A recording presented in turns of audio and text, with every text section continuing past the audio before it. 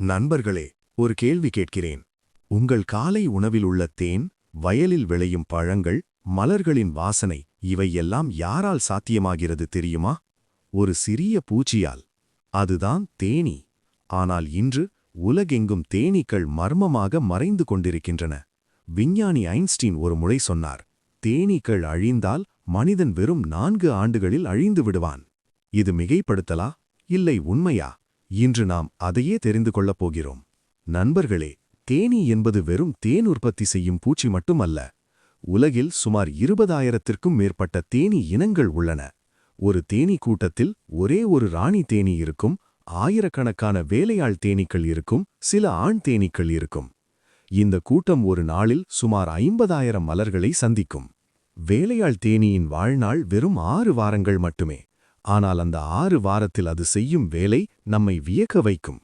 தேனீயின் மிக முக்கியமான வேலை என்னவென்றால் மகரந்தச் சேர்க்கை, பாலினேஷன். தேனீ ஒரு மலரில் அமரும்போது அதன் உடலில் மகரந்தம் ஒட்டிக்கொள்கிறது. அது அடுத்த மலருக்கு பறக்கும்போது அந்த மகரந்தம் புதிய மலரில் படுகிறது. இதன் மூலம் கருவுறுதல் நடக்கிறது, பழங்கள் உருவாகின்றன, விதைகள் உருவாகின்றன, புதிய தாவரங்கள் உருவாகின்றன. இது ஒரு அற்புதமான இயற்கை சுழற்சி. நண்பர்களே, நாம் சாப்பிடும் உணவில் 1/3 பங்கு தேனீயின் மகரந்தச் சேர்க்கையால் மட்டுமே விளைகிறது. ஆப்பிள், மாம்பழம், தர்பூசணி, வெள்ளரிக்காய், பாதாம், காஃபி இவை எல்லாம் தேனீ இல்லாமல் இல்லை. இப்போது புரிகிறதா தேனீ எவ்வளவு முக்கியமானது என்று? இப்போது வருகிறது மிக முக்கியமான கேள்வி. ஏன் தேனீக்கள் அழிகின்றன? இதற்கு விஞ்ஞானிகள் ஒரு பெயர் வைத்தார்கள், காலனி கொலாப்ஸ் டிஸார்டர், சிசிடி. அதாவது தேனீ கூட்டங்கள் மர்மமாக காலியாகிவிடுகின்றன.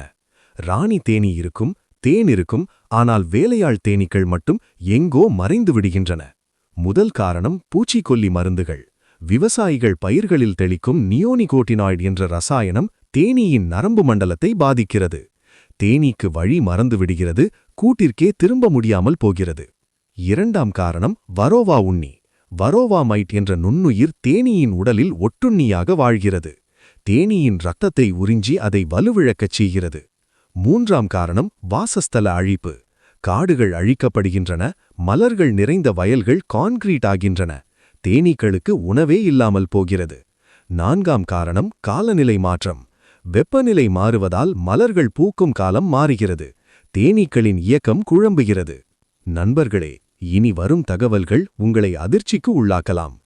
தேனீக்கள் முழுவதுமாக அழிந்தால் முதல் ஆண்டில் பழ உற்பத்தி பாதியாக குறையும்.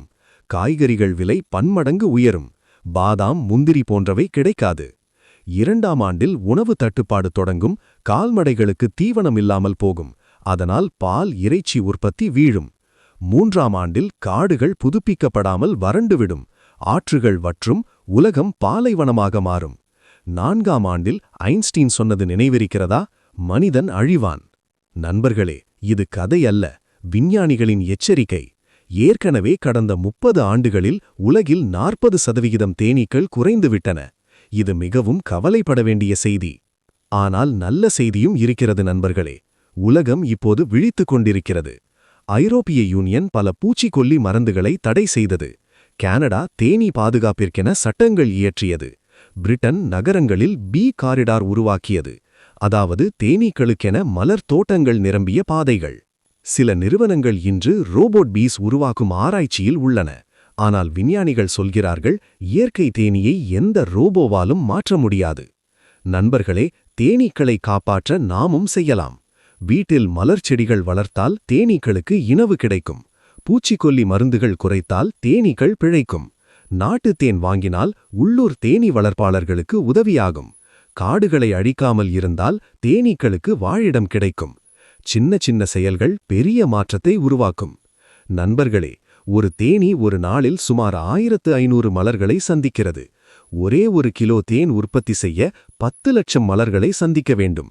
அந்த சிறிய பூச்சி இவ்வளவு உழைக்கிறது. நாமும் கொஞ்சம் அக்கறை காட்டுவோம்.